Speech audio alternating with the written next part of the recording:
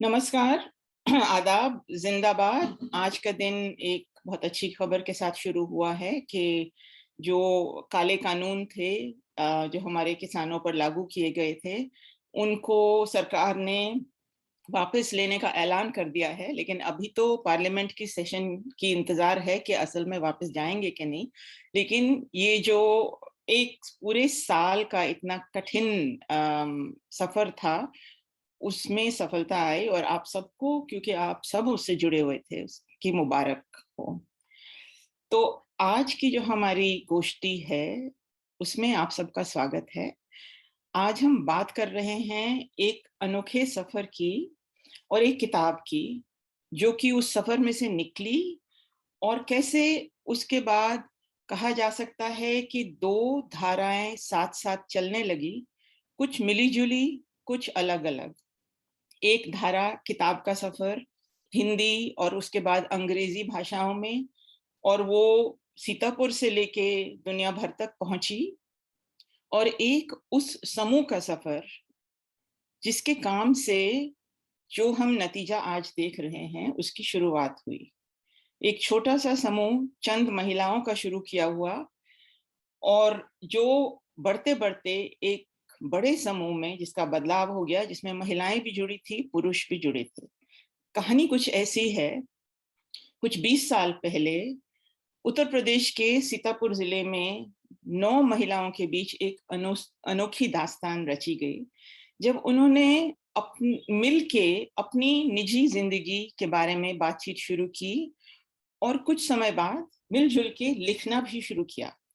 साथ साथ में उन्होंने अपने समूह को एक नाम दिया, संगतिन।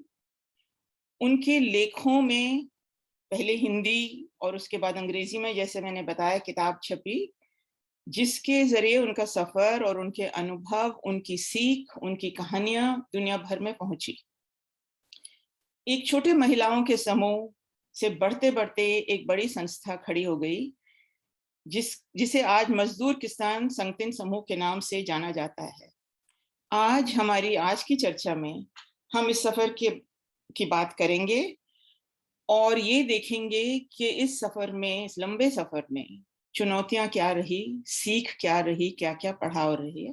पर उससे पहले आइए आपकी मुलाकात कराते हैं उस समूह के सदस्यों से और कुछ दोस्त जो उनके साथ इस यात्रा में शुरू से जुड़े हुए हैं। तो मैं आप लोगों से अनुरोध करूंगी कि आप खुद ही अपना परिचय दें, और शुरुआत करते हैं सुरबाला से। जिंदाबाद साथियों, मेरा नाम सुरबाला है और मैं संगठन किसान मजदूर संगठन की साथी हूँ और संगठन यात्रा की लेखिका के रूप में भी सहयात्री रही हूँ। जिंदाबाद साथियों, हमारा नाम रामबेटी है और सीतापुर से हैं, उत्तर प्रदेश से, और संगठन किसान मजदूर संगठन की एक साथी हूँ। सभी साथियों को जिंदाबाद। मेरा नाम प्रकाश, सीतापुर उत्तर प्रदेश से, और संगठन किसान मजदूर संगठन का मैं भी साथी हूँ। सभी को जिंदाबाद। मेरा नाम ऋचा सिंह है, संगठन यात्रा की 9 लेखिकाओं में से एक हूँ और संगठन किसान मजदूर संगठन की एक साथी हूँ। और मेरा नाम ऋचा नागर है, मैं भी संगठन यात्रा और प्लेइंग विद फायर किताबों की एक लेखिका हूँ। मेरा सफ़र संगठन किसान मजदूर संगठन के साथ 2002 से चल रहा है। मैं यूनिवर्सिटी ऑफ मिनेसोटा में पढ़ाती हूँ, लेकिन लखनऊ और सीतापुर मेरे लिए एक बहुत बहुत आत्मीय घर है। जिंदाबाद, सतरंगी सलाम सभी साथियों को। मेरा नाम मीरा है, मैं जन आंदोलनों का राष्ट्रीय समन्वय National Alliance of People's Movements के साथ काफी सालों से जुड़ी हुई हूँ और यहाँ जितने भी संगठनें हैं उन सबकी सहेली हूँ। सलाम, जिंदाबाद सबको। मेरा नाम कल्याणी, मैं रहती दिल्ली में हूँ, लेकिन ऋचा की तरह लखनऊ और उत्तर प्रदेश के साथ बहुत पुराने और बहुत ही घनिष्ठ संबंध हैं। संगठन के बारे में सिर्फ उनके लेख और किताबों से नहीं, ऋचा नागर, कभी कभी ऋचा सिंह से भी बातचीतों के जरिए जानकारी मिलती रहती है और एक तरह से संगठन के जो हजारों लाखों सपोर्टर हैं, जो संगठन के सफर को देख के खुद भी प्रेरणा पाते हैं, उनमें से मैं भी एक हूँ। और मैं आपको अपना भी परिचय दिलवा दूं। मेरा नाम उर्वशी है, उर्वशी बुटालिया, और मैं भी जुबान प्रकाशन गृह में काम करती हूँ। हमारा एक नारीवाद पब्लिशिंग हाउस है जिसमें हम महिलाओं के लेख छापते हैं, और एक तरह से हमारे लिए ये बहुत गौरव की बात है कि हमने संगठन समूह की किताब छापी, प्लेइंग विद फायर, अंग्रेजी में हमने छापी, और उसके बारे में आज हम ये चर्चा करेंगे। तो आगे बढ़ते हैं। मैं आप लोगों से पूछना चाहूंगी कि आपकी जो ये लंबी यात्रा रही, ये लंबा सफर रहा 20 साल के करीब, आज के बिंदु से अगर आप पीछे देखते हैं उसको, तो आपको क्या दिखता है? वो जब आपकी शुरुआत हुई थी उसमें, जैसे कि आपकी किताब में बताया गया है कि एक तरह से बहुत गहरी दोस्तियां आपके बीच बनी, जो हमें आज भी दिख रही हैं, और साथ साथ में और भी दोस्त और भी सहेलियां और भी लोग जुड़ते गए, लेकिन अलग अलग पड़ाव भी हुए होंगे, कुछ चुनौतियां भी हुई होंगी, कुछ मुश्किलें भी आई होंगी, कुछ सीख भी आपको मिली होगी। तो उसके बारे में आप हमें बताएंगे, और मैं मीरा और कल्याणी से भी पूछूंगी क्योंकि आप इस सफर में समूह के साथ रहे हैं, तो आपको भी समझ लीजिए कि अंदर और बाहर दोनों जगह आप रहे हैं, तो आपको भी क्या दिखता है जब आप इस यात्रा को देखते हैं? जब संगठन यात्रा का लेखन हुआ, जब संगठन यात्रा का लेखन हुआ तो किताब हमारे हाथ में जब आई संगठन यात्रा, तो उस समय हमारे लिए सबसे बड़ी मुसीबत ये थी कि किताब को घर कैसे ले जाएं, क्योंकि हमने बहुत सारे निजी जिंदगी के जो घटनाएं थी वो उस किताब में बांटी थी अपनी सहेलियों के साथ। तो बहुत ही मुश्किल था, क्योंकि ये डर लगता था कि भाई ये किताब ले जाएंगे तो घर वालों का क्या रिएक्शन होगा, हमको घर से रखा जाएगा कि निकाला जाएगा, या हमारे चरित्र पे कहाँ पे उंगली उठ जाएगी, कुछ भी पता नहीं था। तो हमारे साथियों ने ये तय किया कि हम ये किताब अपने घर में नहीं दिखाएंगे। फिर थोड़े दिन बाद थोड़ी हिम्मत बनी तो मैं अपने किताब घर में ले गई, और जब घर में ले गई तो मेरे सबसे पहले बड़े बेटे ने पढ़ा उस किताब को, और उसके बाद फिर मेरे पति ने भी पढ़ा। और उसको पढ़ने के बाद जिसका मुझे भरोसा ही नहीं था कि उसको पढ़ने के बाद उन लोगों की भी थोड़ी समझदारी कहें या सच्चाई से घटनाओं को देख पाए, तो हमारी इज्जत और बढ़ गई, और उनके इज्जत देने से हमारे अंदर जो आत्मविश्वास बढ़ा, तो उससे हम और गांव की जो जो महिलाएं थीं और जो पुरुष थे उनके साथ और निकटता से और मजबूती से जुड़ पाए, ताकि उन लोगों में भी अपनी सच्चाई से बात कहने की क्षमता उभर कर आ पाए।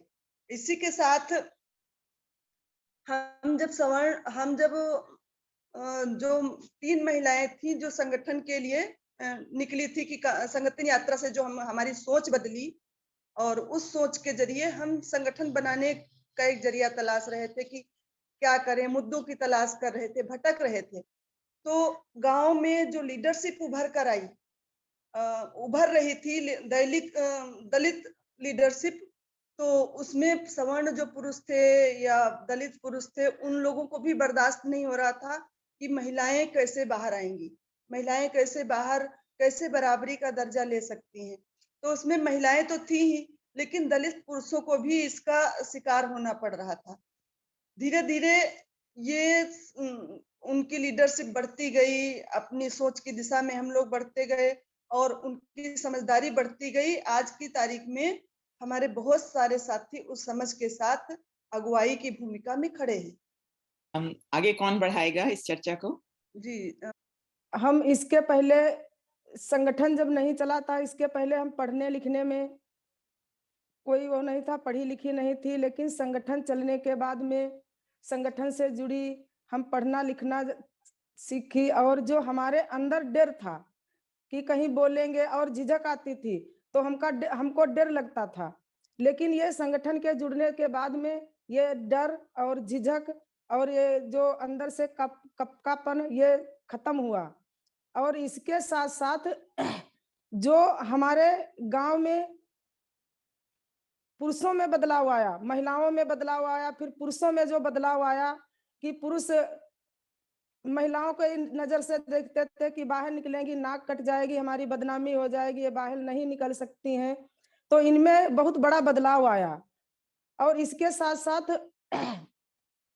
जो हमारे गांव की महिलाएं पढ़ी लिखी नहीं थी और वो अंगूठा जहां पे लगाती थी, तो संगठन ने एक बहुत बड़ा काम ये किया कि उनको अपना नाम लिखने को सिखाया और ये कहा कि कम से कम ये अपना नाम तो लिखें। तो ऐसे करके एक चला और आज की तारीख में वो चल रहा है कि पुरुषों के बदलाव से महिलाओं के मारपीट में कमी आई है, महिलाओं पे जो तनाव आता था, दबाव आता है, उसमें कमी आई है। तो महिला एक निकल के बाहर खड़ी हो सकती है, बोल सकती है। और इसको लेकर जो ये संगठन यात्रा किताब है और हमारा संगठन किसान मजदूर संगठन है, उसको संगठन यात्रा किताब को पढ़ी और संगठन किसान मजदूर संगठन, ये दोनों की ताकत मिली और उसको लेकर हम लोग आगे बढ़े। और आज देख रहे हैं अपने क्षेत्र में जो बदलाव चल रहा है कि पुरुष साथी भी आगे उभर के आ रहे हैं महिलाओं के साथ में, और जो पुरुष साथी उभर के आ रहे हैं उनकी ताकत महिलाओं को मिल रही है। तो ये क्षेत्र में चल रहा है और लोगों तक पहुंच रहा है। इसकी यात्रा जो चली आ रही है शुरू से, वो चलती रहेगी और आगे बढ़ती रहेगी। और हम प्रकाश, शुरुआती दौर तो संगठन की यात्रा हम सबके लिए बहुत चुनौती भरी रही। 2006-7 में जब मनरेगा आई तो हम लोगों ने संगठन के द्वारा पता चला कि मनरेगा एक ऐसी कानून है जिससे गांव में सबको रोजगार मिलेगा। तो हम गांव के दलित मजदूरों ने मिलकर जो है काम की मांग की। उस समय सवर्ण प्रधान थे जिनके पास 600-700 बीघा जमीन थी और बहुत पैसे वाला व्यक्ति था जो दलितों से हमेशा बंधुआ मजदूरी करवाने का काम करते थे। जब हम लोगों ने मनरेगा में डिमांड लगाया तो उसको लगा कि अगर ये दलित सारे मनरेगा में काम करने लगेंगे तो हमारी इज्जत कम पड़ेगी। तो उसने हमारे पास एक संदेशा भेजा और संदेशा में एक आदमी के द्वारा हमसे कहा गया कि भाई आपकी अगर जो समस्या हो और आपके परिवार की समस्या हो तो उसको हम पैसों से और अलग चीजों से जो है हम सुलझा सकते हैं, बाकी की आप ये सब नौटंकी मत करो। तो हमें लगा कि ये तो हमको पैसे के बल पर और जाति के बल पर दबाने की कोशिश कर रहे हैं। तो हमने उनसे कह दिया कि नहीं भैया, देखिए हमारी अकेले की समस्या नहीं है, समस्या हम सभी दलित मजदूरों की है। अगर सबकी समस्या का आप समाधान कर सकें तो हम नौटंकी ना करें।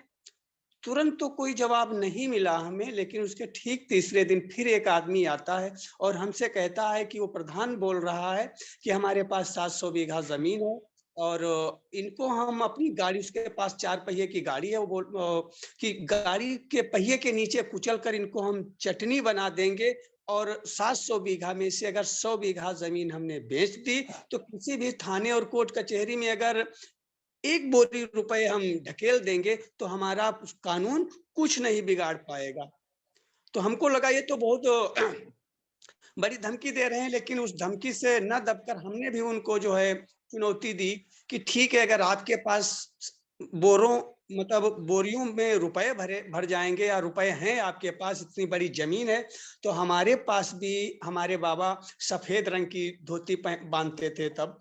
तो हमने कहा कि हमारे घर में 5 मीटर धोती रखी है जो हमारे कफन के काम आएगी, हमारे घर में दाल खाने के लिए उड़द रखे हैं जो हमारे क्रियाक्रम के काम आएंगे, और हमारे रीति रिवाज में बाल घुटाए जाते हैं मरने के बाद, तो जो बाल घुटवाएगा वो अपने पैसे खुद ही देगा, उनसे जाकर कह दो उन्हें जो भी करना हो वो करें। और फिर ये चुनौतियों का दौर शुरू हुआ और खाली हमारे पर ही नहीं, हमारे जितने दलित अगुआकार साथी थे उन सबको कहीं ना कहीं ऐसी धमकी मिली, उनको रास्ते में रोका गया, उनको धमकाया गया, उनको हड़काया गया, उनको पैसों का लालच दिया गया। तो हम कहना चाहेंगे कि ये 3 सवर्ण महिलाओं से शुरू हुआ हमारा संगठन आज सैकड़ों दलित महिला पुरुष साथियों की अगुवाई में सारी चीजों का संघर्ष आगे बढ़ रहा है। और तमाम महिलाएं, तमाम पुरुष जो शुरुआती दौर में बहुत हड़काए गए, दबाए गए, लेकिन चुनौतियों का सामना करते हुए आज सबकी सब संघर्ष के मिलकर संघर्ष कर रहे हैं। शुक्रिया। शुक्रिया प्रकाश। सुरबाला रामबेटी, आपने इतनी खूबसूरती से दोनों पहलू हमें दिखाए कि कैसे शुरुआत हुई महिलाओं की बातें करने से, और कैसे जब किताब छपी तो परिवारों में ले जाने से कितना डर लगा और फिर समूह कैसे बढ़ा। अब ऋचा, आप बताएंगी? जी बिल्कुल। दोनों ऋचाएं एक के बाद एक। मैं शुरू करती हूँ।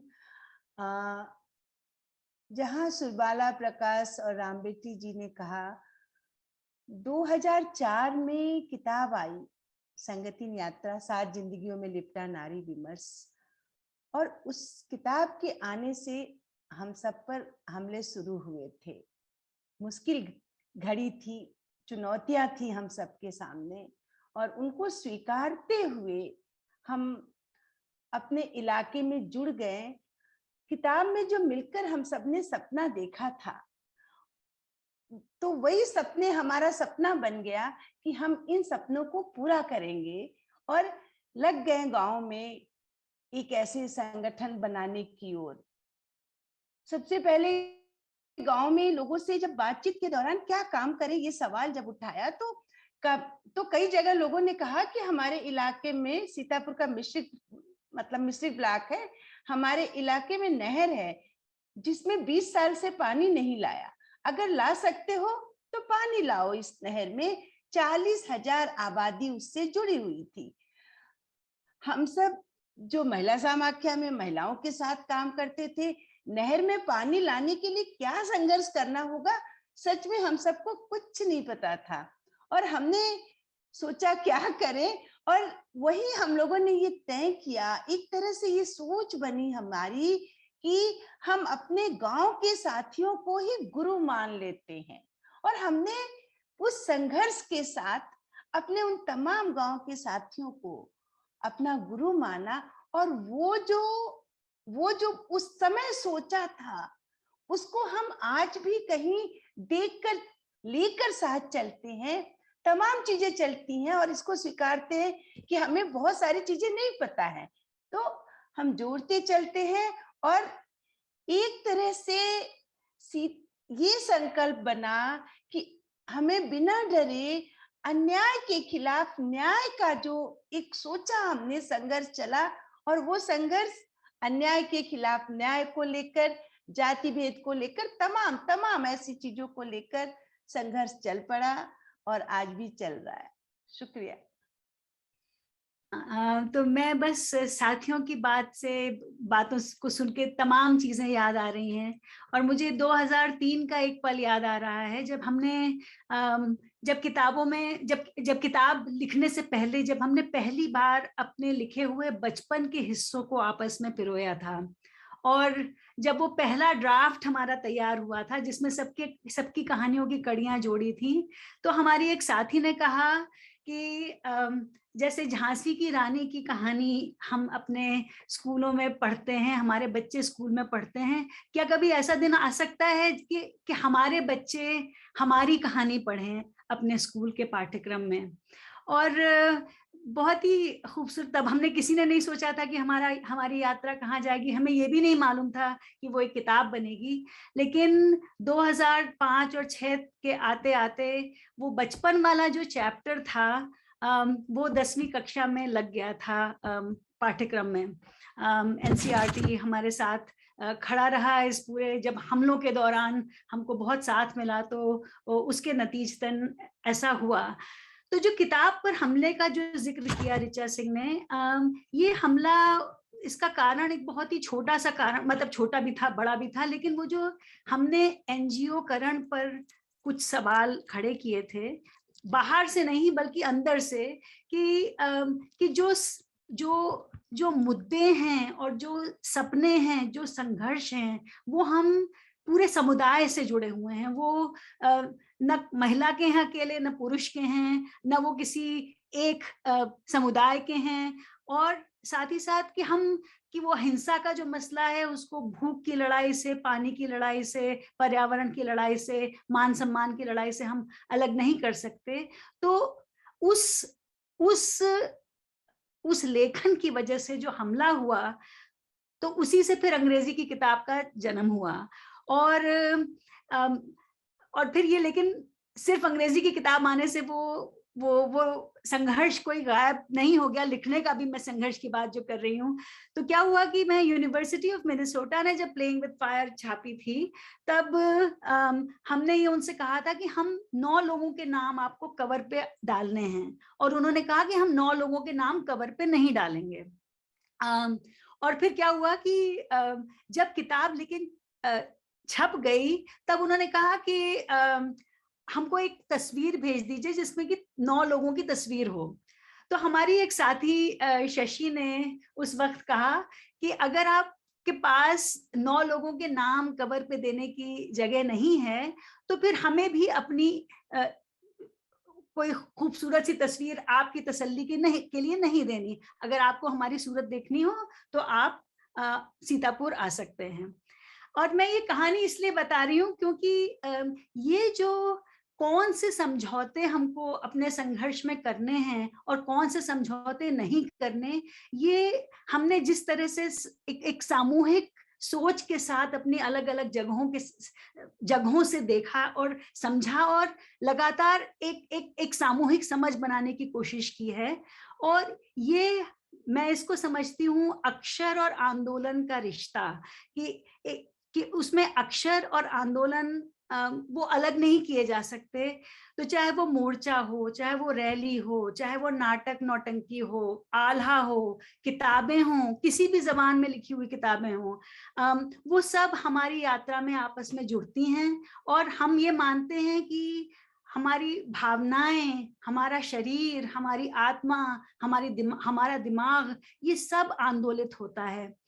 और बस इसमें एक आखिरी बात ये जोड़ना चाहती हूँ कि जब हमने प्लेइंग विद फायर लिखी, तो हमने उसमें जिक्र किया है जो हिंदी की पुस्तक में नहीं था, कि स्याही और आंसुओं के बीच का कितना गहरा रिश्ता है। क्योंकि हमने जो स्याही से लिखा, वो हमने एक दूसरे के ऊपर बहुत कठिन सवाल किए, एक दूसरे को हम ऐसा कोई भी लेखन प्रक्रिया का ऐसा कोई भी चरण नहीं था जब हमने ईमानदार आंसू न रोए हों। और अगर वो ईमानदारी से वो आंसू हमारे नहीं बहे होते और हमने वो सवाल नहीं किए होते, तो जब हमला हुआ तो हम उस हमले को हम बर्दाश्त नहीं कर पाते।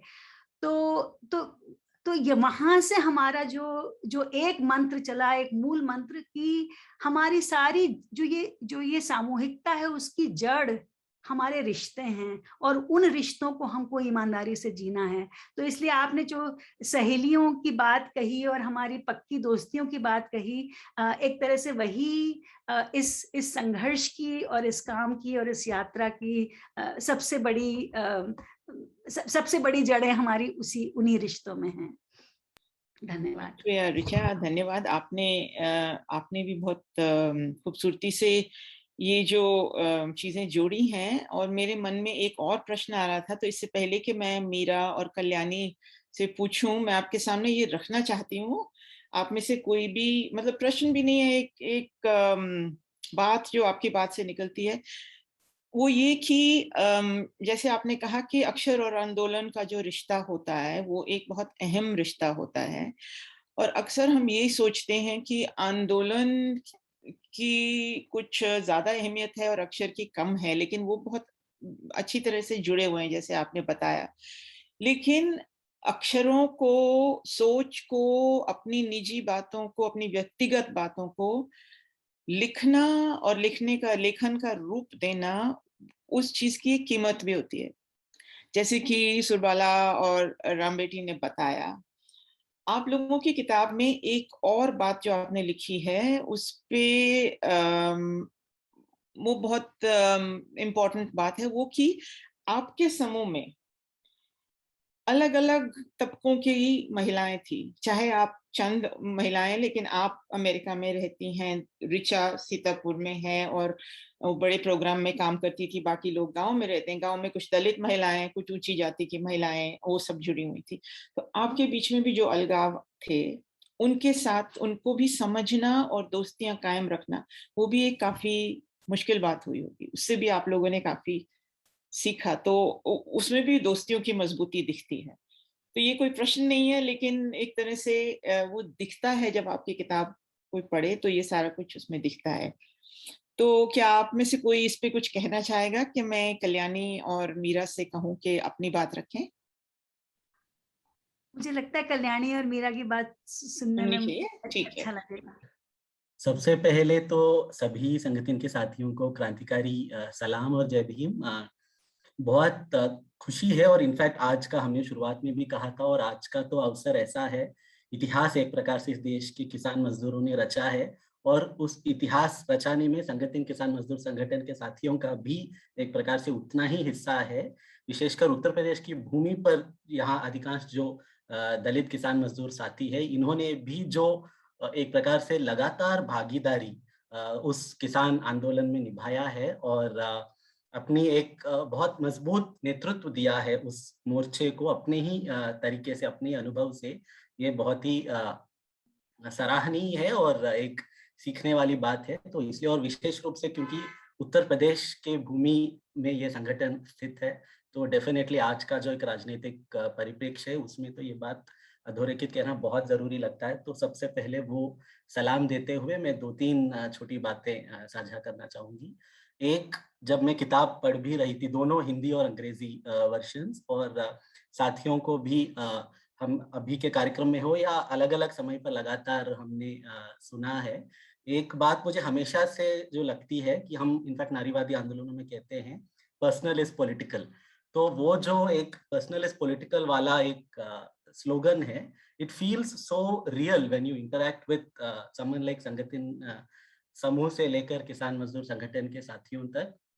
और एक प्रकार से अभी तक भी जो साथी बता रहे थे, इनफैक्ट हमको बहुत क्लियरली ये बात सामने दिखती है कि कैसे एक परिपूर्णता और एक परिपक्वता संघर्ष में और संगठन में दिखती है।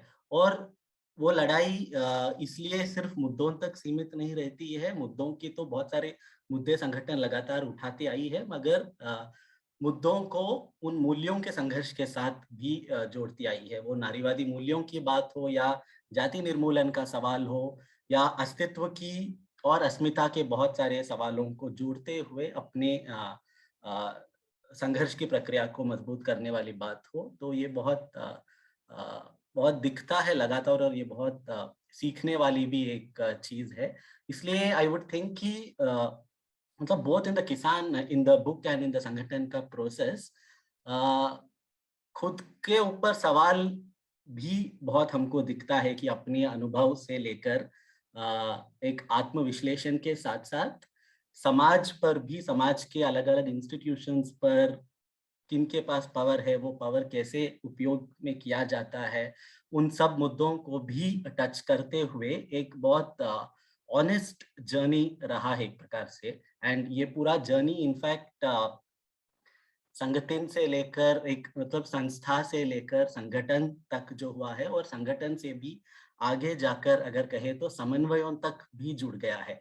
और संगठन एक ऐसा संगठन है आज जो देश के बहुत सारे राष्ट्रीय समन्वयों का एक बहुत मजबूत हिस्सा है। वो संयुक्त किसान मोर्चा हो, जन आंदोलनों का राष्ट्रीय समन्वय हो, नरेगा संघर्ष मोर्चा हो, भोजन अधिकार अभियान हो, अन्य इस प्रकार के प्रक्रियाओं का हिस्सा होना, और अपना जो एक जमीनी अनुभव है, उस अनुभव से उन समन्वयों में भी अपनी योगदान देना, ये एक ग्रासरूट्स स्ट्रगल से ही पॉसिबल होता है। तो इसलिए हमें लगता है कि ये जो पूरा सफर है, ये समाज परिवर्तन की दिशा में एक सकारात्मक निर्माणात्मक सफर है, और देश के लिए ये एक बहुत अच्छा सा उदाहरण है।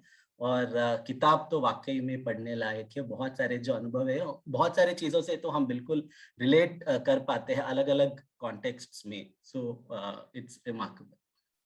और सॉरी, एक ही बात मुझे बस जोड़नी थी आखिरी में, आपने जो सवाल पूछा उर्वशी की, और वो भी इनफैक्ट किताब में भी आई थिंक कहीं लिखा है कि जब ये सवाल आता है कि अलग अलग प्रकार की जो कुशलताएं होती है, कि कोई संगठन बनाने में उनकी कुशलता ज्यादा है, कि किसी की कुशलता लिखने में है, किसी और का और तरीके में।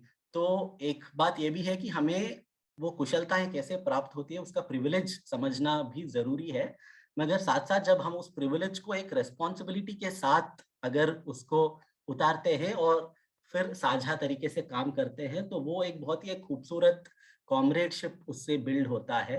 वो कॉमरेडशिप भी किताब में झलकती है। जैसे जो उर्वशी दी ने पूछा कि कहा कि मतलब अलग अलग तबकों की होते हुए भी हम लोग कैसे जुड़ पाए, कैसे मजबूत हो पाए, उसके बारे में मैं ये जरूर कहूंगी कि जैसे आपने कहा पहले कि हर काम की एक कीमत होती है, तो उस कीमत को भी, उस चुनौती को भी हम लोगों ने स्वीकार किया कि जब अलग अलग तबके की महिलाएं थी, तो जो शोषित वर्ग से थी और जो सवर्ण वर्ग से थी, तो जिसके पास जो कुछ होता है वो उसको छोड़ने की चुनौती को स्वीकार करना ही पड़ता है। जैसे अगर हम साइकिल पे जा रहे हैं और कोई एक व्यक्ति पैदल जा रहा है, हमारे इरादे मजबूत हैं, उसकी दोस्ती को निभाना है, तो हमें साइकिल छोड़ के पैदल चलना ही पड़ेगा। तो अपने अपने स्तर से हम लोगों ने अपनी अपनी जो मिल रही थी वर्तमान में सुविधाएं या जो चुनौती थी उनके साथ खड़े होने में, उनको स्वीकार किया और हम लोग आगे बढ़ गए। इरादे मजबूत थे, दोस्तियां मजबूत थी, तो ये सारा कुछ संभव हो पाया। बहुत बहुत शुक्रिया। कभी कभी ऐसी बात कोई कह देता है जो बिल्कुल दिल को लग जाती है, और आपने जैसे ये बोला ना, तो एकदम से मुझे भी लगा, और मुझे मीरा की शक्ल भी दिख रही थी। हम सबको मुझे लगता है कि आपकी बात कितनी खूबसूरती से आपने कही। बहुत बहुत धन्यवाद। कुछ कहना इस समय मुश्किल हो रहा है क्योंकि आप लोगों की बातें, जैसे मीरा ने कहा, जैसे उर्वशी ने कहा, बीत जाती हैं कोई कोई बात, कोई कोई लफ्ज, वो एकदम उस तरह से लग रहा है इस समय। और किताब की तारीफ क्या करें, मीरा ने इतनी खूबसूरती से और इतने सुंदर लफ्जों में कि वो मीरा के हर एक लफ्ज को मैं भी डिटो डिटो करना चाहती हूँ।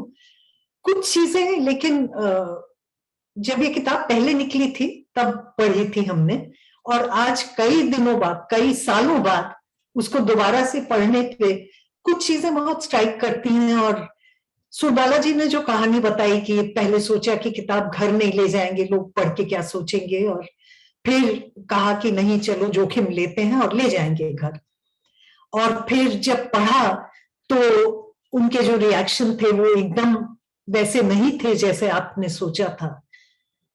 हमको लगा कि ये जो मीरा कह रही थी कि अपनी जिंदगी से ही राजनीति की सीख मिलती है हमको, हमारी जिंदगी में जो राजनीति चलती है वही राजनीति है। तो वो जो ज्ञान की राजनीति की बात आप लोग बार बार किताब में भी करते हैं, हमें लगा ये बड़ा अच्छा उदाहरण है दिखाने की कि वो ज्ञान की राजनीति भी घर के स्तर पे, परिवार के स्तर पे, परिवारजनों के स्तर पे बनती है। जो बातें किताब में लिखी थी वो कोई भी ऐसी छुपी हुई बात नहीं होगी।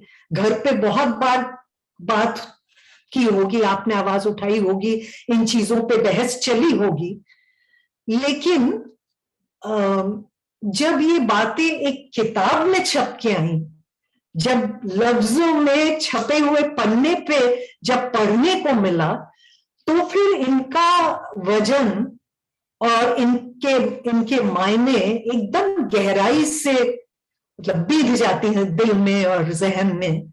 और वही प्रक्रिया उस समय हुई होगी जब आपके बेटे ने और आपके पति ने पढ़ी किताब। उन्हीं बातों को वो एक नए नजरिए से देख रहे थे। तो एक तरीके से ज्ञान की राजनीति अक्सर हम लोग जिसके खिलाफ भी बोलते हैं, उसको किस तरह से काम में भी लगाया जा सकता है और किस तरह से उस राजनीति में हमारी सोच डाल के उसका रंग ही बदल सकते हैं, उसका एक बड़ा दमदार उदाहरण मिला हमको। और हम जरूर इस बात को सोचेंगे और दूसरों के साथ भी बात करने का एक मुद्दा है ये। एक बात और दिमाग में आई, आपने कहा, शायद ऋचा ने कहा होगा, आप सबने कहा किसी न किसी तरीके से कि आपने ठान ली थी कि अन्याय चाहे कुछ भी हो, अन्याय के खिलाफ आवाज उठाएंगे ही, संघर्ष करेंगे और न्याय के लिए भी संघर्ष करते रहेंगे। और जाहिर बात है, आपने अपने सफर में न्याय के लिए लगातार एक के बाद एक संघर्ष में आज हम लोग सब जिंदाबाद कर रहे हैं कि कहीं ना कहीं हमारी जीत हुई। लेकिन हम सोच रहे थे कि ज्ञान की राजनीति की तरह न्याय की भी एक राजनीति होती, जो कि शुरुआत होता है न्याय के संज्ञा से ही, कि हम न्याय के मतलब क्या है, हम कैसे समझते हैं इसको। और आपके सफर के दौरान न्याय की राजनीति में आप लोग कूदे भी हैं और बहुत हम जैसे लोगों के लिए न्याय की समझ को बहुत खोल दिया है आपने। तो हम एक सवाल करना चाह रहे थे कि न्याय की राजनीति से लड़ते हुए, मतलब वो भी एक रणभूमि है अपने आप में, उस रणभूमि में संघर्ष करते हुए और लड़ते हुए किस तरह से आपके न्याय की समझ बदली है और कैसे उस बदले हुए समझ को आप लोग आगे ले गए हैं, इसके बारे में सुनने का बहुत मन है। कौन शुरुआत करेगा कल्याणी के सवाल पे चर्चा करने की? जी, जैसे कि इसकी अगर हम बात करें तो जैसे किसान आंदोलन जो चल रहा है दिल्ली में, तो हम संगठन किसान मजदूर संगठन से जो भी ग्रामीण क्षेत्र से जुड़े साथी हैं, सब 1 बीघा 1.5 बीघा और 2 बीघा वाले किसान हैं और मजदूर हैं। लेकिन फिर भी हम सबको ये मिलके लगा कि भाई किसानों के साथ जो है बहुत बड़ा अन्याय हो रहा है और ये सरकार जो कंपनीकरण कर रही है, मतलब कंपनियों को जो है पूरा कुछ सौंप रही है, तो हमको न्याय के लिए किसानों के साथ खड़े होना चाहिए। और जमीन ना होते हुए भी हम सब लोगों ने जो है पूरा 1 साल से लगातार किसानों के साथ, कभी अपने गांव में, कभी अपने क्षेत्र में, कभी जिले में, कभी गाजीपुर बॉर्डर, कभी सिंगू बॉर्डर पर उनको न्याय मिले, इसलिए हम लोग लगातार उनके साथ कंधे से कंधा मिलाकर संघर्ष कर रहे हैं। तो हम सिर्फ अपने लिए ही न्याय की बात नहीं कर पाते हैं, जिसके साथ हमको लगता है कि अन्याय हो रहा है उनके साथ खड़े होने का काम करते हैं और संघर्ष करने का काम करते हैं। मैं प्रकाश के साथ बस थोड़ा, क्योंकि प्रकाश ने किसान आंदोलन की बात उठा दी, तो जब अध्यादेश आया था और इसकी चर्चा शुरू हुई थी, तो ये बात इस संगठन में बहुत चर्चा का विषय बनी कि हम वही प्रकाश जो अपने गांव में बड़े किसानों के साथ लड़ते हैं, वो एक तरह की लड़ाई है, एक तरह का संघर्ष है।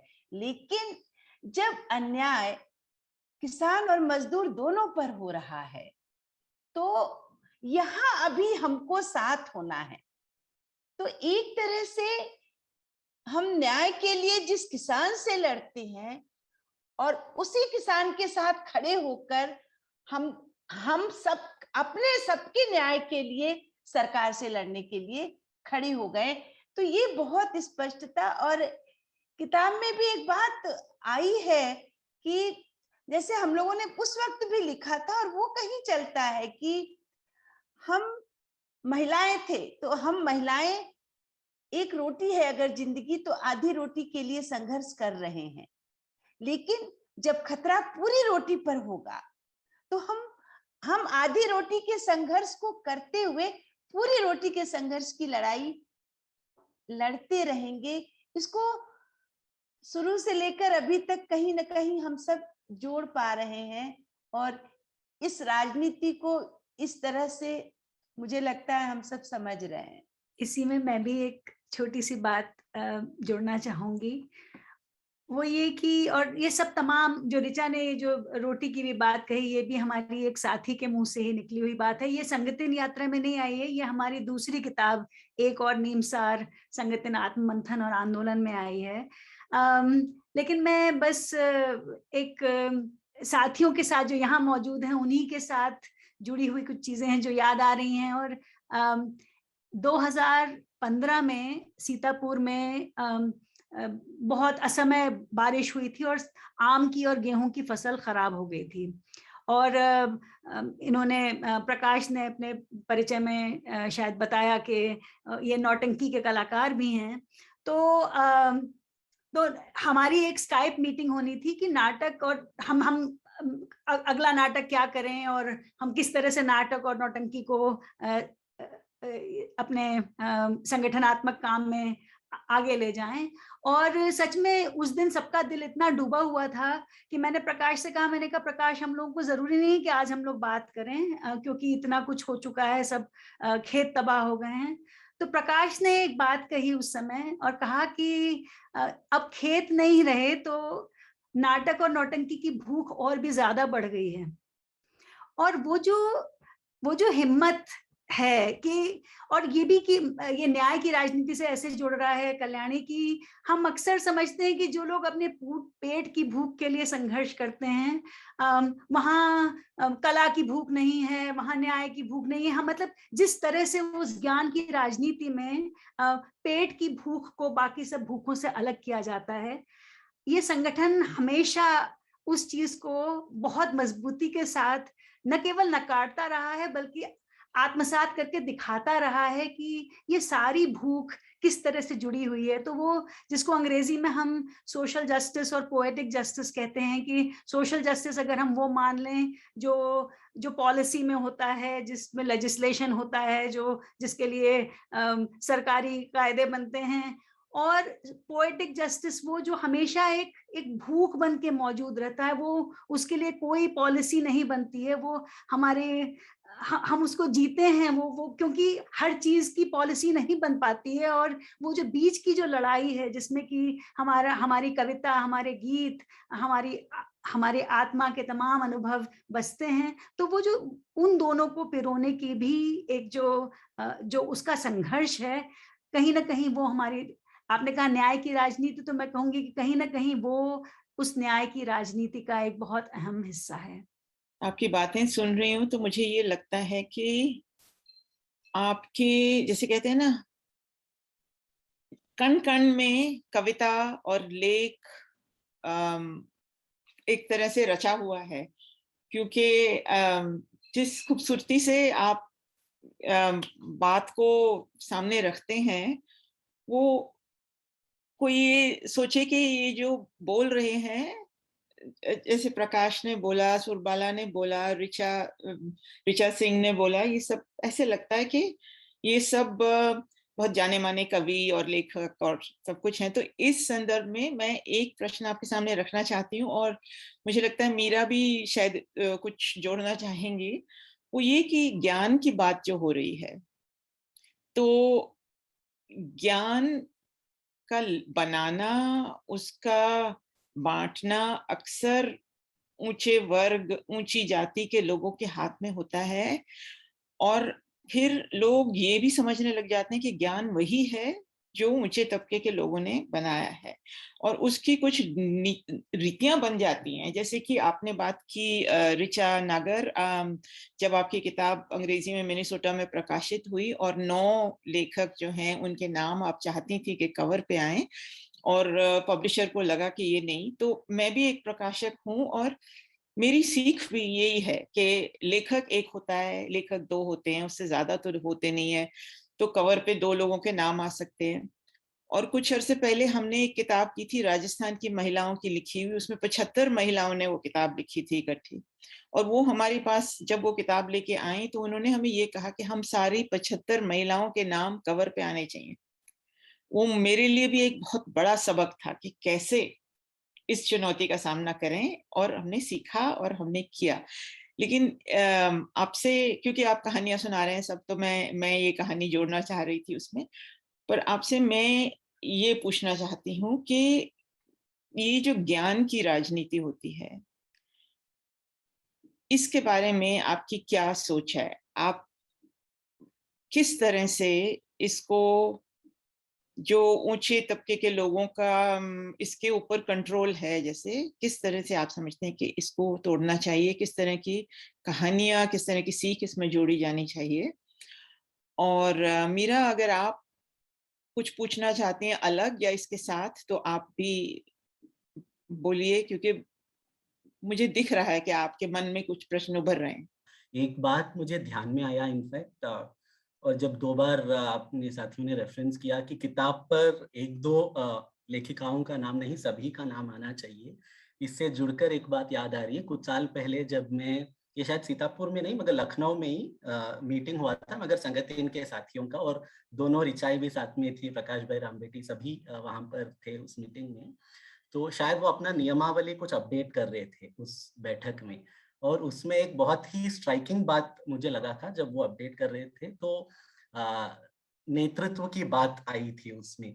तो संगठन का नेता कौन, ऐसा कुछ, शायद I don't remember the exact words, तो उस प्रकार का कुछ जब वो चर्चा बहस छेड़ी गई तो बहुत क्लियरली फिर बात बहस हुई, and then it came out कि हमारा नेता कोई व्यक्ति नहीं, हमारा नेता संगठन है, हमारा नेतृत्व सामूहिक है। So that kind of connects with, आप किताब की भी जो बात कह रहे हैं वही एक प्रकार से संगठन में भी झलकती है कि कोई एक व्यक्ति भले जितना ही उनके पास ज्ञान हो या अनुभव हो, वो एक सामूहिक यात्रा या सामूहिक प्रयास का मार्गदर्शन नहीं कर सकते हैं।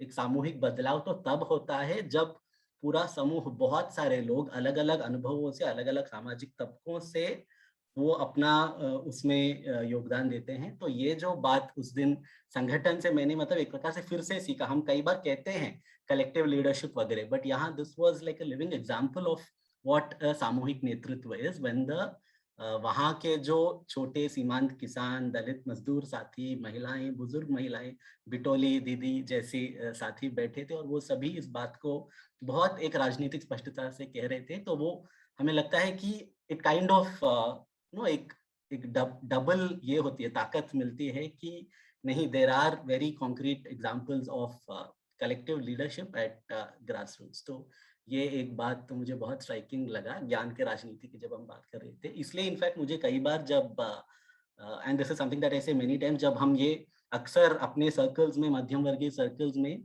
बुद्धिजीवियों का शब्द इस्तेमाल करते हैं, तो शायद सोचना पड़ेगा उस शब्द के बारे में, क्योंकि ऐसा कैसे हो सकता है कि कुछ लोग बुद्धिजीवी है जबकि हर व्यक्ति, हर इंसान बुद्धिजीवी है। शायद सभी श्रमजीवी नहीं है, क्योंकि कुछ लोग हैं जो दूसरों के श्रम पर निर्भर होते हैं, है ना, किसान मजदूरों के श्रम के आधार पर अपना जिंदगी चलाते हैं। तो श्रमजीवी शायद सभी नहीं है, मगर बुद्धिजीवी तो हर वो व्यक्ति है, हर किसान, हर मजदूर, हर महिला बुद्धिजीवी है। ये भी ज्ञान की राजनीति का ही एक हिस्सा है। तो राम बेटी, आप संविधान की बात करना राम बेटी, तुम संविधान की बात करोगी? हाँ दीदी, करेंगे।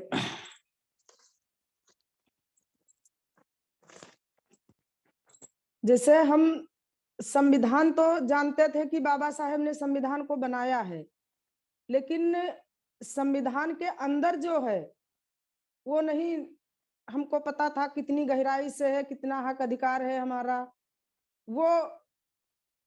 वो हमने जाना।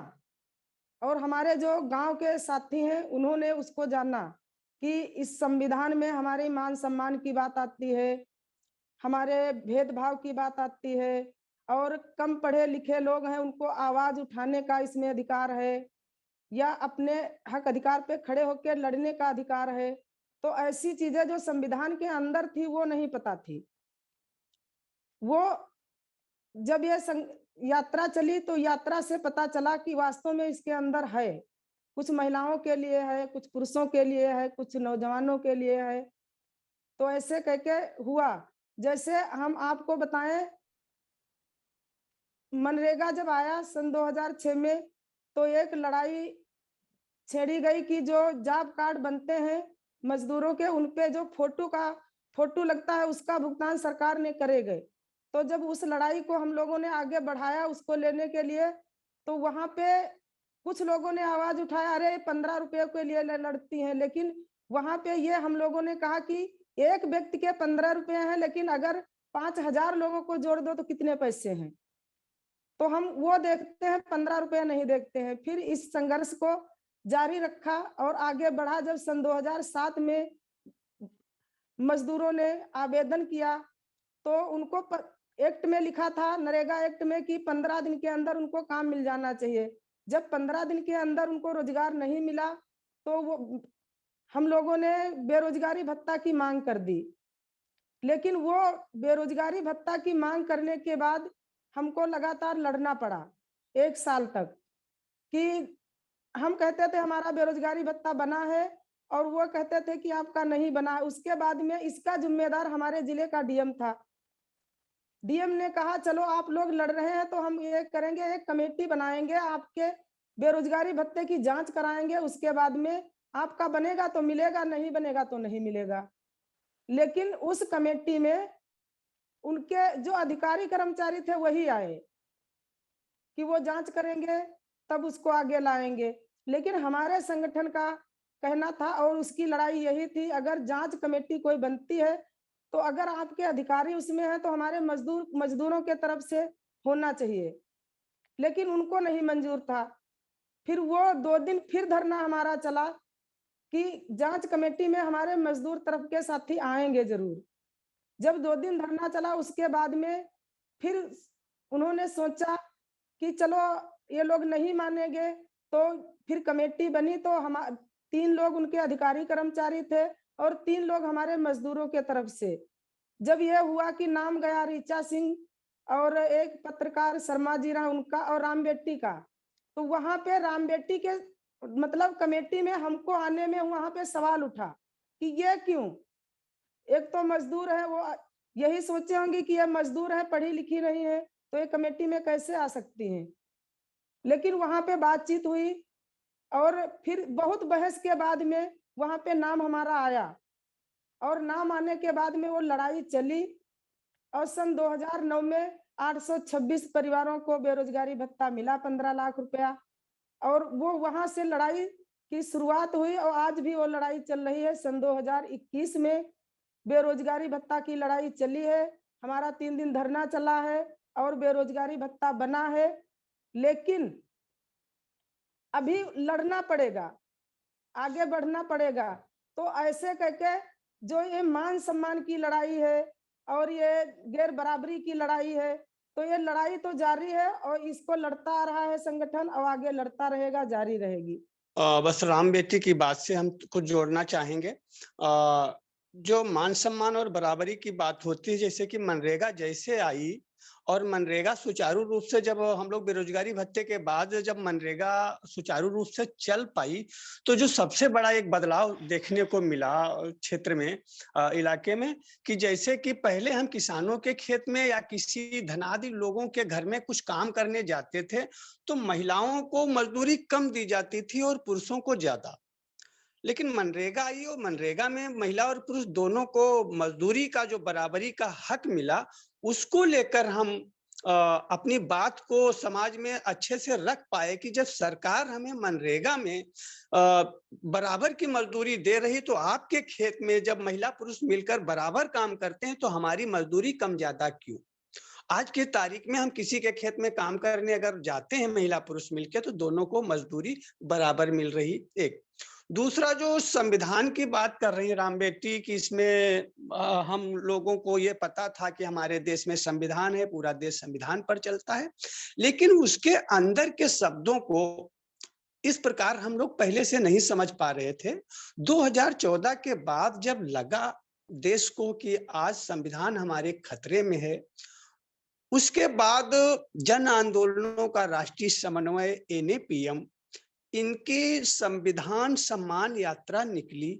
उस यात्रा से हम लोग संविधान के बारे में बहुत कुछ समझ पाए और उसी के बाद हम संविधान को अपने गांव तक ले जा पाए। इसी के चलते जब CA NRC का मामला उठा बहुत तेजी से, उस समय हम लोग एक नारे के साथ कि संविधान में मेरा वजूद है, इतिहास में मेरा सबूत है, इसको लेकर हम लोग CA NRC का विरोध करना शुरू किए और संविधान की प्रस्तावना को ले जाकर गांव-गांव में खूब मीटिंग में पढ़े हैं। उसमें हम सब गांव के साथी और हम सब मिलकर समझ पाए कि न्याय, विचार, आर्थिक, सामाजिक, राजनैतिक, धर्मनिरपेक्ष और अव्यक्ति दोनों शब्दों का महत्व हम समझ पाए और इन शब्दों के बदौलत हम CA NRC का पुरजोर विरोध कर पाए। और एक बार CA NRC के विरोध में हमारी बड़ी मीटिंग चल रही थी एक कस्बा में, और अचानक वहां पे एक थाने का पूरा फोर्स 12-13 पुलिस आती है और हम सबको चारों तरफ से बंदूक लेकर घेर लेती है और हमारे हाथ में सीए एनआरसी के विरोध में लिखे पर्चे पंपलेट होते हैं और सारे के सारे पुलिस हमसे छीन लेती है। लेकिन फिर भी वहां पे हम लोग नारा देते हैं कि संविधान में मेरा वजूद है, इतिहास में मेरा सबूत है, और हम दम के साथ उनसे बात कह पाते हैं कि जब संविधान हमें अभिव्यक्ति का हक देता है, हमें अपनी बात कहने का हक देता है, तो आप क्यों रोकते हैं। तो वो हमको धारा 144 का हवाला देते हैं कि धारा 144 लगी है, अगर आप लोग मीटिंग करेंगे तो शांति भंग करने का और आप लोगों के ऊपर मुकदमा दर्ज होगा। लेकिन फिर भी हम लोग संविधान के ही बदौलत और उनके शब्दों के बारे में समझने की बदौलत हम पुलिस से बहस कर पाते हैं और वहां से जो है सही सलामत अपने अपने सब घर वापस जाते हैं। एक चीज और हम कहना चाह रहे हैं, जो इस समय में संगठन में हमारे और गांव में चल रहा है, जो ये बाबा साहेब ने नारा दिया है, शिक्षित बनो, संगठित रहो, संघर्ष करो, तो ये ताकत देता है। गाँव में जाओ, लोगों से बात करो, तो वास्तव में ताकत देता है, आगे बढ़ने का उत्साह देता है। शुक्रिया। सुरबाला, आप और ऋचा, आप इसमें कुछ जोड़ना चाहेंगे? जी, इसी के साथ मैं भी जोड़ना चाहूंगी कि ये तो संविधान को लेकर और जो बहुत सारी बातें हैं जो हम लोग आपस में पढ़ते हैं और सीखते हैं, कुछ पढ़ के सीखते हैं, कुछ अनुभव करके।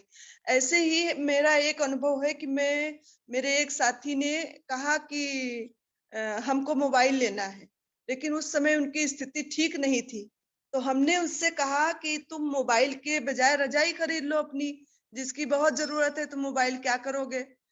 लेकिन उसने पलट के कहा, भाई अपनी चीजें, अपनी जरूरत हम तय करेंगे, आप क्यों तय करोगे। तो ये बहस हुई, तो गुस्सा होने के बजाय हमने खुद को रोका और तय किया कि भाई हाँ, सच में हमारी ये समझदारी बनी, हमारी बनी, हमारे और साथियों की बनी कि भाई हम सच में हम कौन होते हैं किसी के मामले में टांग अड़ाने वाले। हमको तो अपनी कमाई का, अपनी जरूरतों का खुद निर्णय करने का अधिकार है। जैसे हमको नहीं अच्छा लगता, वैसे हम किसी को गरीब होने के नाते क्या हम उसको अपनी राय कैसे दे सकते हैं। तो हमारी जो ये समझदारी बनी, ये हमारे संगठन के, इसको हम संगठन के अन्य साथियों तक भी ले जा पाए, ताकि वो दूसरों की बातों को महत्व देने लगे। दूसरों की बातों को महत्व देना इस संगठन में सीख पाए हैं सब। वो दिखता भी है हमारी क्षेत्रीय बैठकों में, ऐसी बैठकों में कि हम अपना खुद को तो महत्व दे ही रहे हैं, लेकिन अपने आगे कहीं ऐसा ना हो कि हम दूसरे की भावनाओं का ठेस पहुंचाएं और उसका महत्व कम कर दें। इसको सीख पाए बहुत अच्छे से। जस्ट वांटेड टू कमेंट कि आप सबकी बातें सुन के इतने सुंदर तरीके से आप लोगों ने तार से तार जोड़ के ज्ञान की राजनीति हो, न्याय की राजनीति हो, मान सम्मान की राजनीति हो, वो सब पिरो के वो एक ही राजनीति है और एक ही संघर्ष है। इतनी खूबसूरती से आप लोगों ने वो छवि सामने रखी और हमको लगा कि इस पिरोने की प्रक्रिया, ये कहीं ना कहीं आप अपने व्यक्तिगत अनुभवों को पिरोते पिरोते इन संघर्षों को पिरो रही हैं, लेकिन इसकी उल्टी प्रक्रिया भी चल रही है। जो आपकी एक समझ, इन सारी चीजों को एक करते हुए जो समझ है, उसको आप अपने काम करने के तरीकों में और संगठन के तरीकों में भी प्रकाशित कर रहे हैं। सो इट्स दोनों तरफ से इसको पकड़ा जा रहा है और बहुत मतलब ये बुनाई और उधेड़ना और बुनना, उधेड़ना और बुनना, तो उसके लिए बहुत बहुत धन्यवाद। तो सुरबाला जी की ही बात से उठाते हुए कि वो जो कि सर्विस तय करेगा कि मुझे क्या करना है, और ऐसे ही, और ये सच में सबकी नजर बनी, एक सीमा तक हस्तक्षेप है और उसके बाद छोड़ा जाता है कि जिस व्यक्ति का मुद्दा है, जिसका मुद्दा, उसकी लड़ाई, जिसकी लड़ाई उसकी अगुवाई, इसको जो पकड़ के चले हम ऐसे उदाहरणों से जोड़ते हुए। एक और चीज है जो किताब में भी आई और किताब से आगे बढ़ते हुए आज की 2021 में भी सच में हमारे दिल और दिमाग का हिस्सा बन गया। बचपन, और वो असर ऐसे होता है कि नहर की लड़ाई चल रही होती है, जो हमारा सबसे पहला मुद्दा उठता है। किताब आ चुकी होती है, मुद्दे की तलाश और नहर में पानी लाने का संघर्ष। तो एक पद यात्रा करते हैं हम लोग 2 अक्टूबर को, 17 किलोमीटर एक दिन में चलते हैं। और एक गांव में जब पहुंचते हैं तो एक लड़का मिलता है, मैला कुचैला, उसकी आंखों से कुछ दिखाई नहीं देता था, धुंधला दिखता था उसको। मैंने पूछा ये कौन है, मैं नहीं जानती थी, ये शुरुआती दौर है। तो किसी ने कहा कि ये टामा है और सिर्री है। सिर्री मतलब जिसका दिमाग थोड़ा कमजोर है। टामा कौन है? टामा हमारे साथ अपने भजन गाते हुए चल पड़ा। आज वो टामा हमारे बड़ी बैठकों से लेकर छोटी बैठकों में उस भजनों के बजाय जनगीत के साथ उन बैठकों की शुरुआत करता है पूरे दम के साथ। और हम सब इस बात, टामा का बचपन कैसे बीता, ये जो बचपन का असर है, ये कैसे हमारी जिंदगियों को प्रभावित करता है, ये कब किसको चुप करता है, कब किसको गुस्सा देता है, तो इन सबको बहुत अच्छे से समझते हुए हम सब इसको जोड़ पाते हैं और व्यक्ति के साथ जुड़ जाते हैं उसी दिल और दिमाग के साथ, और बस यात्रा जारी है। मैं ऋचा की बात से जोड़ते हुए एक और बात बस कहना चाह रही थी कि जब हमारी अंग्रेजी की किताब अमेरिका में प्रकाशित हुई, तब ये 2007 की बात है, 6 में प्रकाशित हुई, 7 में उसके लिए कार्यक्रम तमाम हो रहे थे। तो सुरबाला और ऋचा सीतापुर से अमेरिका आई थी और यहाँ पर एक दिन लाइब्रेरी में बैठ के ऋचा सिंह ने एक कहानी पढ़ी हंस पत्रिका में, और उस कहानी में एक हाथी और चिड़िया का जिक्र है। और ये कहानी कुछ ऐसे चलती है कि एक जंगल में आग लगी हुई है और सब कुछ जला जा रहा है, और एक नन्ही सी चिड़िया अपनी चोंच में थोड़ा थोड़ा पानी लेकर वो उस जंगल की आग को बुझाने में लगी है। और एक बहुत ताकतवर हाथी अपनी सूंड के साथ उससे कहता है कि तुम इतनी सी चिड़िया, तुम क्या समझती हो कि ये आग ऐसे बुझ जाएगी? और चिड़िया कहती है कि तुम तो बस खड़े हुए तमाशा देख रहे हो। जब इस दुनिया का इतिहास लिखा जाएगा या इस जंगल का इतिहास लिखा जाएगा, तो मैं ये चाहती हूँ कि मेरी गिनती इस आग को बुझाने वालों में हो, दूर खड़े होकर तमाशा देखने वालों में ना हो।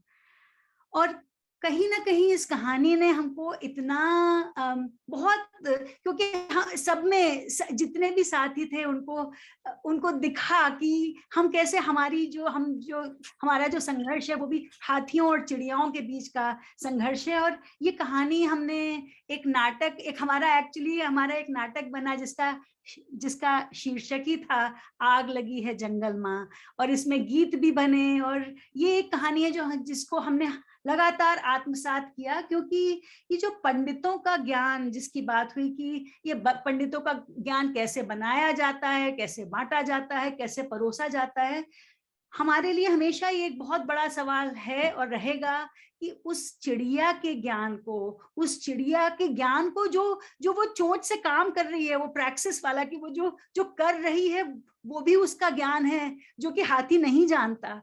तो इस ज्ञान को न केवल हम सामने लाएं, लेकिन ये भी कि इस ज्ञान को सामने लाने के उसूल क्या हों, उनके कायदे क्या हों, उनकी शर्तें क्या हों, ताकि ऐसा ना हो कि हम फिर से उस चिड़िया के ज्ञान का शोषण करें।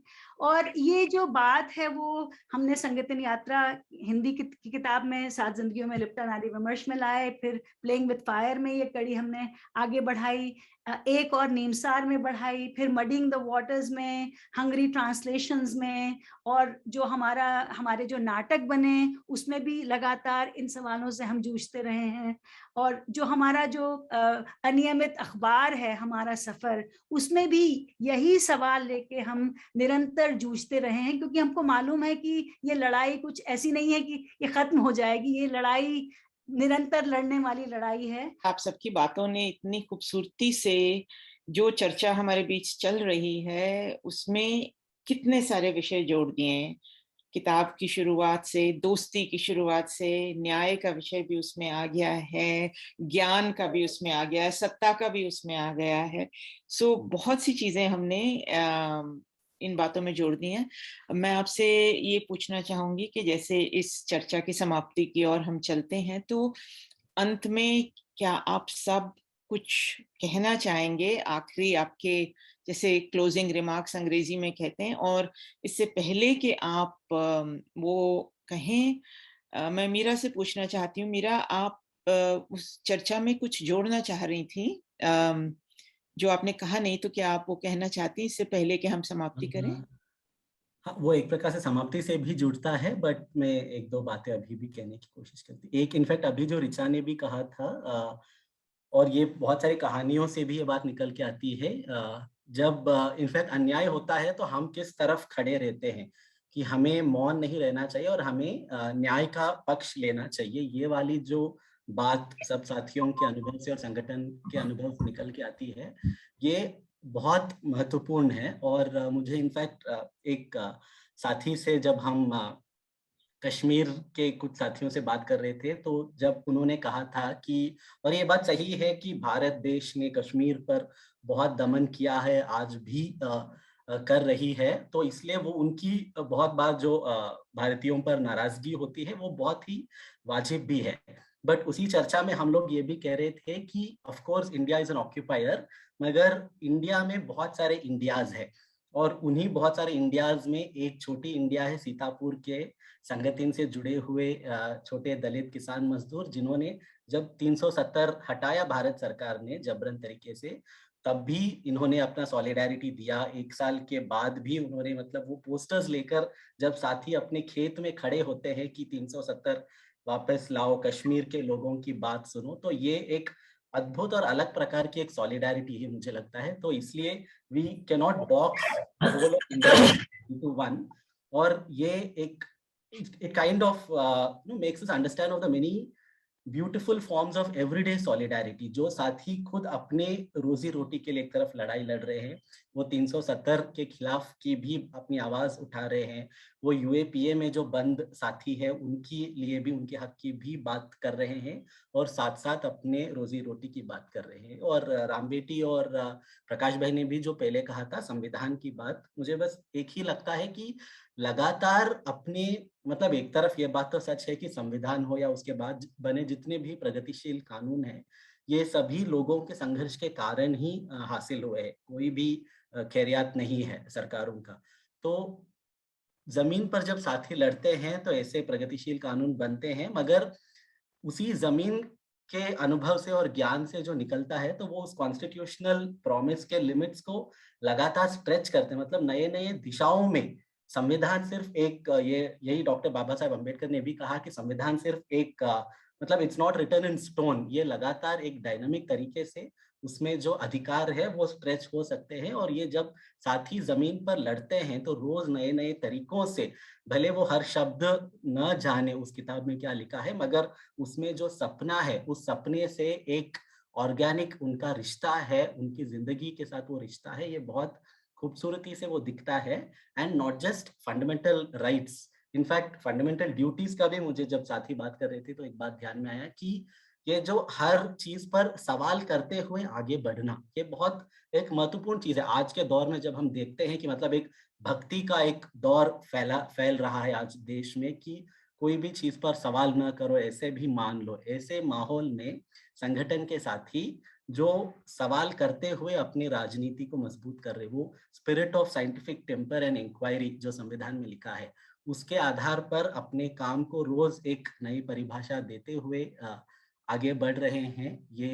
ये सब आई थिंक ये हम सब के लिए एक सीखने वाली बात है।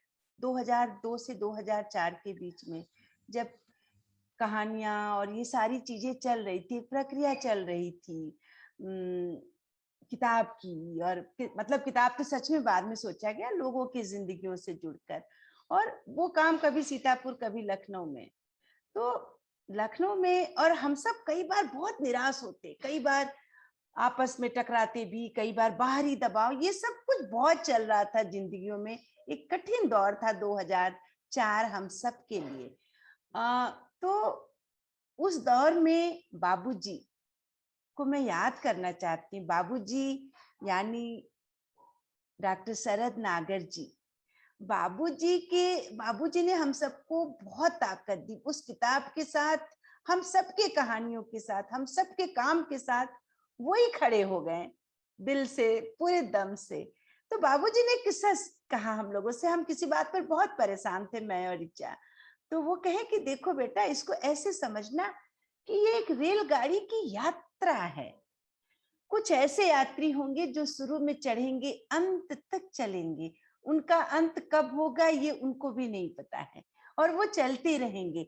कुछ बीच में चढ़ेंगे, उतरेंगे, कुछ सुबह आएंगे और 2 घंटे बाद ही उनका प्लेटफॉर्म आ जाएगा और वो उतर जाएंगे। कुछ आएंगे, बहुत हंगामा मचाएंगे, जबरदस्ती सीट पर कब्जा करेंगे और चले जाएंगे। लेकिन यात्रा जारी रहेगी। और वो 2000 मतलब वो आज भी 2004 की वो बात, बाबूजी की वो आवाज आज भी हमें ताकत देती है। सच में मैं जब किसी बात पे दुखी होती हूँ तो कहीं से शायद राम बेटी, प्रकाश, सुरबाला, ऋचा नागर या किसी साथी की आवाज आ जाएगी कि दीदी गाड़ी की यात्रा है, ये तो जारी रहेगा। या कभी सुरबाला दुखी होगी तो मैं कहीं से हाथ थाम के कह देती हूँ कि ये यात्रा है सुरबाला। बस आखिरी ये कि ये एक यात्रा है। इस संगठन में सीढ़ी नहीं है, इस संगठन में हम साथ चल रहे हैं, एक दूसरे का हाथ थामकर, एक दूसरे की ताकत को साथ लेकर, एक दूसरे की कमजोरियों को जानकर समझकर अपने साथ लेते हुए हम सबकी ये यात्रा चल रही है। और मुझे पक्का यकीन है कि हमारी ये यात्रा चलती रहेगी। जो बाबूजी ने कहा था, किसी को नहीं मालूम है कि आपका अंत कब और कहाँ है। शुक्रिया। सीढ़ी तो कतई नहीं हो सकती, क्योंकि सीढ़ी में ऊपर नीचे होता है, ऊपर डंडा चढ़ते हैं वो ऊपर रहते हैं, नीचे वाले नीचे। और यात्रा जब होती है तो यात्रा में लोग हाथ पकड़ के साथ चलते हैं, तो यात्रा ही है। लेकिन इस यात्रा के साथ साथ हम लोग अपने अपने निजी जीवन में भी बहुत सारी यात्राएं कर रहे थे। तो जैसे मैं एक अपना अनुभव बताना चाहूंगी कि जब मैंने पहले साइकिल चलाना सीखा, तो ये हमारा किताब में भी आया है कि साइकिल चलाना एक महिला के लिए, गांव की बहू के लिए बहुत ही मुश्किल था। मेरे लिए तो वो मेरे जीवन का पड़ाव ही था। तो जब शुरुआत में साइकिल चलाना तो सीख लिया, लेकिन अब घर कैसे लाएं, खरीदे कैसे? तो हमने अपने घर में कहा कि हमको संगठन से मिली है। तब हमको मंजूरी मिल गई, क्योंकि सारे आदमियों की तो ये प्रवृत्ति होती कि भाई कुछ फ्री मिल रहा है तो ले आओ। गांव में लगभग 99-95% ऐसे लोग होते हैं। तो मैं साइकिल उससे घर ले गई। और उसके बाद ये फिर दीदी ने भी खूब मेहनत की, 3-3 घंटे की बहस चले कि साइकिल पार करेंगी तो गोली मार देंगे, गांव से साइकिल निकलेंगी तो मूछ मुड़ा देंगे, इस तरीके के हमारे पति, हमारे ससुर सब कहते। लेकिन खूब बातचीत हुई, तब ये तय हुआ कि भाई साइकिल से चौराहा कभी नहीं पार करेंगी। हमने भी माना कि भाई साइकिल से नहीं, कि कहीं से तो साइकिल का डंडा पकड़ने का मौका मिले, तो नहीं पार करेंगे। तो हमारे घर से, जहाँ मैं रहती हूँ, वहां से कुतुबनगर 3 किलोमीटर है। तो ये तय हुआ कि कुतुबनगर के उस पार के गांव में साइकिल से जाएंगे। तो हमने कहा ठीक। तो गांव का 10 दिन तक लगभग एक आदमी को लगा दिया, हमसे छोटा था देवर, तो उसको लगा दिया कि भाई इनको कुतुबनगर छोड़ देना, उसके बाद ही चली जाएंगी। तो 10-12 दिन तक तो किया, लेकिन जब वो साइकिल से हमको लेके जाता था, उधर से पैदल आना पड़े उसको, या तो पूरा दिन टिकना पड़े। तब ये हुआ कि अरे कुतुबनगर तक तो बहुत दूर है, नहीं आप तो इस हुसैनपुर तक 1 किलोमीटर तक जाया करो। फिर भाई थोड़े दिन 1 किलोमीटर ले गए, लेकिन समस्या तो 10 की 10 थी। फिर थोड़े दिन बाद ये हुआ कि भाई बहुत दूर है, गांव के बाहर तक साइकिल से तुमको निकाल दिया करेंगे, तुम गांव के बाहर से चली जाना। तो हमने कहा ठीक। अब 2-4 दिन ये चला तो गांव के बाहर साइकिल रख देते, तो ये डर लगता कहीं बच्चा कोई हवा ना निकाल दे, कुछ ना कर दे। हम पहुंचते, चाबी लाते, देते अपने पति को, कहते भाई साइकिल ले आओ। तो एक दिन उन्होंने कहा जब चलाती हो तो गांव से घर तक नहीं ला सकती क्या? तो हम घर ले आने लगे। लेकिन इस संघर्ष की लड़ाई में जब हम जीते और उस साइकिल चलाने से जो हम ज्यादा से ज्यादा महिलाओं से, ज्यादा से ज्यादा अपने साथियों से, पुरुषों से मिल पाए, ज्यादा गांव के लोगों को कवर कर पाए, तो उसमें हमारी ये समझ बनी कि जैसे हम साइकिल चलाते हैं तो हमको देखकर बहुतों में आत्मविश्वास आने लगा। उनकी भी समझदारी बनी कि लड़ाई ही सबका हल नहीं होता है, कई चीजें धीरे धीरे करके की जाती हैं। क्योंकि हमारे जो बड़े बुजुर्ग कहते हैं कि एकदम अगर छत से कूद पड़ोगी तो चोट खा जाओगी, लेकिन अगर सीढ़ी दर सीढ़ी उतरोगी तो चोट नहीं खाओगी, अपना काम भी बन जाएगा। तो अभी आज की तारीख में इतना बदलाव आया है कि हमारी एक मजबूत महिला की छवि बनी, और साथ में जो भी साइकिल लेके लड़कियां और महिलाएं निकली, आज मजबूती से खड़ी हैं। चौराहे पे आज की तारीख में हजारों लोगों की संख्या दिखती है। तो हम सुरबाला दीदी के साथ में एक चीज जोड़ना चाहते हैं। जैसे हमारा गांव दलित बाहुल्य है, तो दलित बाहुल्य गांव में ऐसा होता था कि वो ठाकुरों से कर्जा ले लेते थे। अगर 500 रुपया लेते थे तो उनको 5,000 10,000 में बदलना पड़ता था, वो ब्याज में उनका काम करते थे। लेकिन ऐसा हुआ कि 20-15 साल के बाद में एक चीज तय हुआ कि जब मनरेगा आया तो काम किया लोगों ने, उनके हाथ में थोड़ा थोड़ा पैसा आया, और उसके बाद में ये तय हुआ कि हम और ब्याज नहीं देंगे, और उस ब्याज के साथ में उनका बहुत बड़ा अपमान होता था। जैसे कहीं गाली खाने को पड़ती थी, कहीं लोग मार देते थे पैसा को लेकर, ब्याज को लेकर। तो इसकी एक लड़ाई चली और तय हुआ कि हम ब्याज नहीं देंगे, हम मार नहीं खाएंगे, अपमान सम्मान से जिएंगे। हमारे इलाके में एक बाजार लगती थी, वहां अगर बाजार में दलित बिरादरी के सब्जी बेचने के लिए जाती तो उनको जगह नहीं मिलती थी, वहां से भगा दिए जाते थे। इसकी एक संघर्ष चला कि हम बाजार को क्यों नहीं जा सकते हैं, बाजार में क्यों नहीं बैठ सकते हैं। तो इसको लेकर हमारे इलाके में कुछ तो प्रभाव पड़ा, कुछ गांव के लोग जुड़े आए, और जो इसको लेकर महिलाओं का मान सम्मान बढ़ा। मनरेगा कानून आए से उनको जो सम्मान मिला है, महिला पुरुष एक साथ रहते हैं और एक साथ बात करते हैं, एक साथ घर का काम कर लेते हैं, बाहर काम कर लेते हैं, तो एक ये सम्मान मिला और ये आगे बढ़ता जा रहा है। और कई गांवों में ये फर्क इसका दिखाई पड़ा, गांवों की तस्वीर बदली है, लोगों की तस्वीर बदली है। तो ऐसे करके ये संघर्ष तो लंबा है और ये संघर्ष चलता रहेगा। बस राम बेटी की बात से हमें कुछ याद आया। जैसे कि दीदी ने बताया कि मैं नौटंकी का एक छोटा कलाकार था। नौटंकी में हमेशा हम लोग नौटंकी खेलते थे, तो उसमें भी यही पूरी कहानी नौटंकी में होती थी कि कोई गरीब दलित जाकर किसी सवर्ण जमींदार से कर्ज लेता, और कर्ज लेने के बाद फिर वो कर्ज की एवज में अपनी जमीन लिखवा लेते थे और उनके घर की बहू बेटियों के साथ जास्ती करते थे। नौटंकी में हमेशा हम गरीब का रोल किए, कभी हमारा गरीब पिता होता था, हम उसके बेटे बनते थे, और कभी हम खुद गरीब किसान बनते थे। और रात भर पूरी ये शोषण झेलते हुए, मुसीबत झेलते हुए, लास्ट में हम डाकू के रोल में आ जाते थे और कांधे पे बंदूक रखकर उन जमींदारों का और सवर्णों का जो है हम डट के मुकाबला करते और आखिरी में जीत हमारी होती। 2007 में जब हम संगठन में जुड़े, तब तक ये राम बेटी के अनुसार ये चक्र टूट चुका था, क्योंकि हमारे गांव में भी ऐसे ही होता था, हमारे इलाके में ऐसा होता था कि पैसे के बदले अनाज पर कर्ज लेते थे। 500 रुपए अगर कर्ज लिए हैं तो उनको 1000 का गेहूं 4 महीने बाद देना होता था। लेकिन धीरे धीरे चक्र टूट चुका था।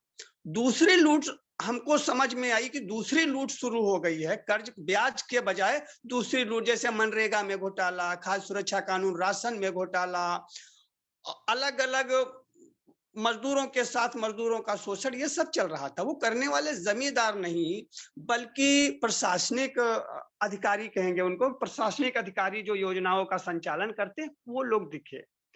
बस वहीं से जो तखत पर नौटंकी हम खेलते थे, गरीब का रोल करके जमींदारों से जो है डाकू बनकर लड़ना, उनको मारना पीटना और उनके साथ पूरा जो है मुकाबला करना, फिर वही नौटंकी वाले तखत की मंच से हम उतरकर आज जमीन पर संगठन के मंच से वही लड़ाई हमारी नौटंकी वाली जारी है। वो चाहे मनरेगा में कम मजदूरी का मामला हो, या मनरेगा में काम ना मिलने का मामला हो, या राशन या पेंशन, इन सब चीजों में। और लगातार तो हमको तो लग रहा है हमारी जिंदगी ही पूरी एकदम नौटंकी हो गई है कि पहले तो हम बचपन से लेकर 2004-5 तक जो हम नौटंकी करते रहे। फिर वो हमारा एक सवर्ण प्रधान हमसे बोलता है कि ये सब नौटंकी ना करो नहीं तो तुमको चटनी बना देंगे। और उसके बाद नौटंकी वाले मंच से उतरकर आज भी जो है हम नौटंकी की तरह जो है उन भ्रष्टाचारी अधिकारियों और कर्मचारियों से मजदूरों के साथ मिलकर, गरीबों के साथ मिलकर, महिलाओं दलितों के साथ मिलकर आज भी हमारा संघर्ष जारी है। कल्याणी, मीरा, आप कुछ कहना चाहोगे अंत में? संगठन के एक गाने से अंत किया जाए तो सबसे उचित होगा, हमको लगता है।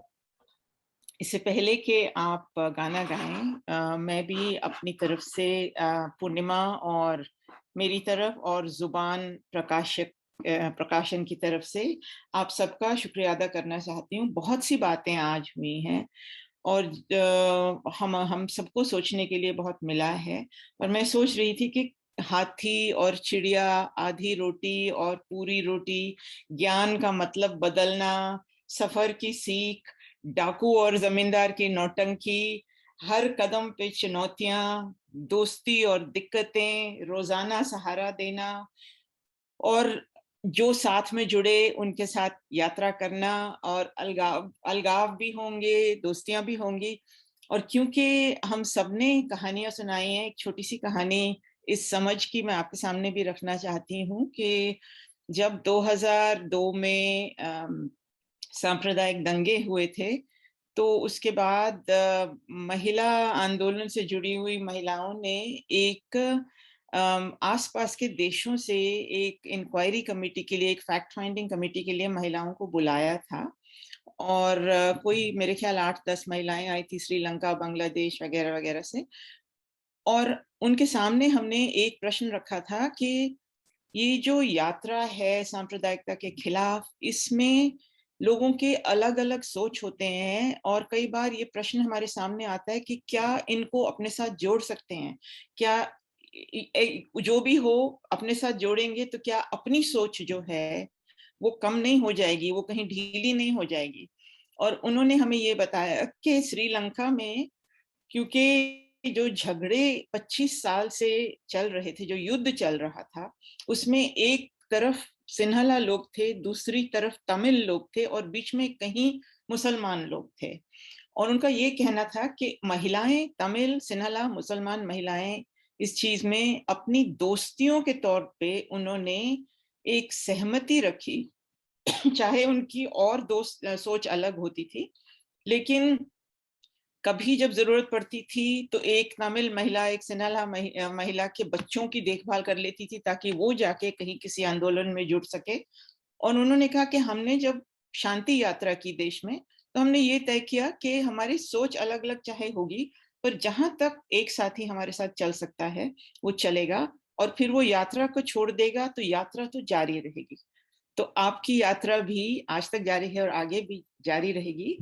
और आपने हमें मौका दिया आपकी ये खूबसूरत किताब निकालने का और आपसे सुनने का, उसलिए आपका बहुत बहुत धन्यवाद। और अब असली समाप्ति गाने से होगी, जो हम अनुरोध करते हैं कि आप लोग कुछ गा दें हमारे लिए। बेटी, मिलकर साथी सारे चलो साथ हमारे, मिलकर साथी सारे चलो साथ हमारे, साथी सारे चलो साथ हमारे, मिलकर साथी सारे चलो साथ हमारे, साथ चले चले से भैया सब जग अपना, साथ चले से भैया सब जग अपना, साथ चले से बहना सब जग अपना, साथ चले से बहना सब जग अपना। अपने हैं चांद सितारे चलो साथ हमारे, अपने हैं चांद सितारे चलो साथ हमारे, भैया बहना साथी चलो साथ हमारे, भैया बहना साथी चलो साथ हमारे। साथ चले से बहना बढ़ती है ताकत, साथ चले से बहना बढ़ती है ताकत, साथ चले से भैया बढ़ती है हिम्मत, साथ चले से भैया बढ़ती हिम्मत। करते हैं अफसर सारे चलो साथ हमारे, डरते हैं अफसर सारे चलो साथ हमारे, डरते हैं गुंडे सारे चलो साथ हमारे, डरते हैं गुंडे सारे चलो साथ हमारे। मिलकर साथी सारे चलो साथ हमारे, मिलकर साथी सारे चलो साथ हमारे। साथ चले से भैया झुकती है सत्ता, साथ चले से भैया झुकती है सत्ता, साथ चले से बहना झुकती है सत्ता, साथ चले से बहना झुकती है सत्ता। बनते हैं काम हमारे चलो साथ हमारे, बनते हैं काम हमारे चलो साथ हमारे। कर साथी सारे चलो साथ हमारे, मिलकर साथी सारे चलो साथ हमारे। भैया बहना साथी चलो साथ हमारे, भैया बहना साथी चलो साथ हमारे। संगठन किसान मजदूर संगठन जिंदाबाद जिंदाबाद जिंदाबाद जिंदाबाद। संगठन किसान मजदूर संगठन जिंदाबाद जिंदाबाद। हम सबकी एकता जिंदाबाद। आवाज दो हम एक हैं, हम सब अनेक हैं, फिर भी एक हम है, सब अनेक हैं, फिर भी एक हैं। तो शुक्रिया सभी को, शुक्रिया बहुत बहुत सभी का, बहुत बहुत शुक्रिया। सबको धन्यवाद।